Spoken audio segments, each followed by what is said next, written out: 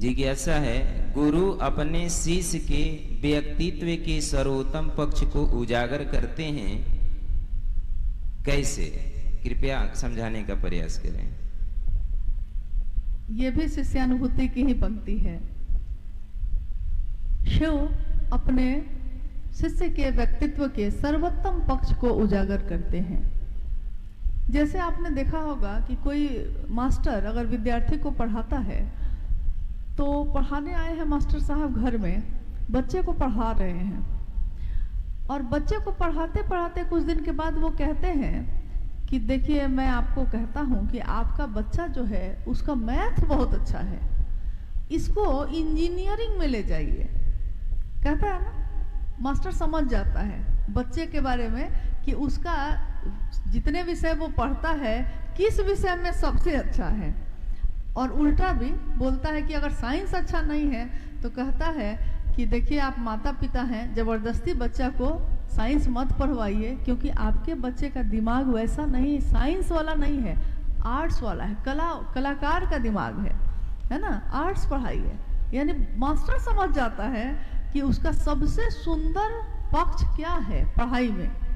और आध्यात्म के रास्ते पे जब हम जाते हैं, गुरु सदगुरु और सदगुरुओं के गुरु जब जगत गुरु की बात करते हैं तो उन्होंने तो बनाया ही है, उनसे ज्यादा अच्छा कौन जानता है कि हमारा सबसे सुंदर पक्ष क्या है।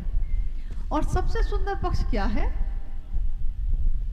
किसी व्यक्ति का करुणा, स्नेह, सहानुभूति, घृणा, नफरत, इसमें से कौन सा पक्ष सबसे सुंदर है?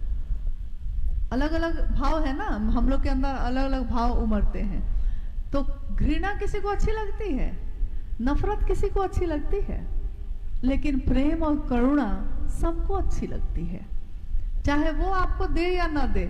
लेकिन अगर आप उसके लिए करुणा रखते हैं तो वो उसको अच्छा लगता है। और ये किसका भाव है? करुणा किसका भाव है? तो ये शिव का भाव है। यानी व्यक्ति के शिव के शिष्य के रूप में उसका सर्वोत्तम पक्ष है शिव हो जाना, शिव ही हो जाना, उससे न नीचे न उससे ज्यादा। जैसे कोई पानी के बूंद हैं, हम अलग अलग हैं, हमारी अपनी कोई औकात नहीं, हमारी आपकी कोई क्षमता नहीं, हम क्या बोलेंगे, क्या सोचेंगे, क्या करेंगे हमको नहीं पता, हमसे हो भी नहीं पाता। महादेव का काम तक करने के लिए महादेव की दया नहीं हो तो नहीं होगी, महादेव की दया ना हो तो आप मेरी बात क्यों सुनेंगे। सारी बातें महादेव की दया के अनुरूप ही चलती है। हमारी कोई औकात नहीं, एक बूंद की क्या औकात है। लेकिन अगर वो बूंद समंदर में मिल जाए, है वो बूंद मिल गई है समंदर में, तो उसी बूंद की औकात कुछ भी नहीं थी, लेकिन आज उसकी औकात समंदर के बराबर है। समंदर की औकात ही उस बूंद की औकात है, मतलब बिसात है, क्षमता है, ऊर्जा है। शिव के शिष्य किससे मिलने की बात कर रहे हैं? किसी गुरु भाई से, किसी गुरु बहन से, दीदी भैया से, किससे मिलना है हम लोग को?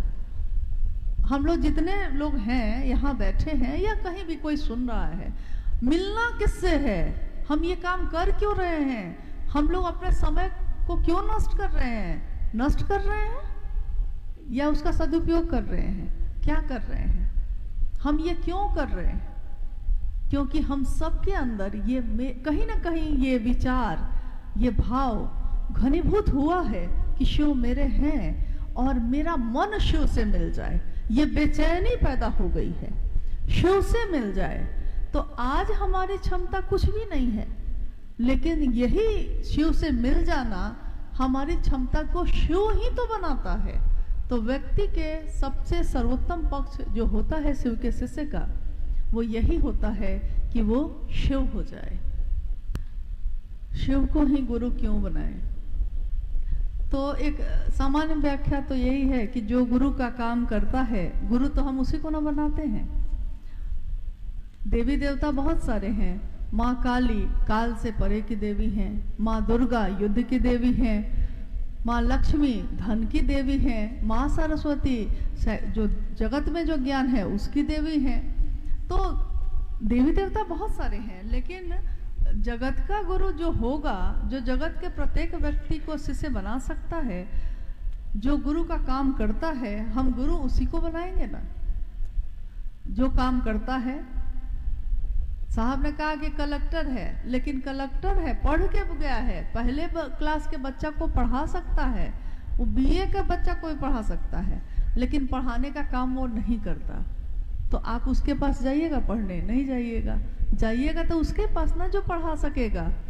तो जगत के गुरु शिव के बारे में कहा गया कि वो गुरुओं के गुरु हैं, और सारी गुरु परंपरा अगर शुरू भी हुई है तो वहीं से हुई है।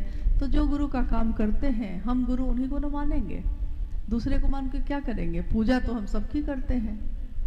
गुरु जीवन जीने की कला सिखाते हैं। जीवन जीते तो सब कोई है, एक पशु भी जीता है, एक इंसान भी जीता है, जीवन तो सब जीते हैं, लेकिन एक सुंदर जीवन, ऐसा जीवन जिसको लोग भुला नहीं सके, ऐसा जीवन। जीवन तो एक, मैंने देखा एक बार कि एक गीली लकड़ी जल रही है, उसमें से धुआं उठ रहा है, आग है उसमें, धुआं उठ रहा है, बहुत देर, पूरा दिन रात बीत गया, वो जल रही है, थोड़ी सी धुआं उठ रहा है। सोंधी गीली लकड़ी सा जलना भी कोई जलना है। उस जलने में क्या है? कुछ नहीं। लेकिन एक जीवन और होता है, फूस का। फूस तो देखा होगा आपने, फूस को जलाइए, जैसे ही जलाते हैं फक से आग पकड़ता है, और ऐसा क्षण भर के लिए ही है, वो थोड़ी देर के लिए ही आग है उसमें, लेकिन इतना तेज है कि पूरी रोशनी से नहा जाते हैं लोग। तो सोने गिरी लकड़ी सा जीना भी कोई जीना है, अरे जलना है तो जल फूसों सा जीवन में करता धू धू।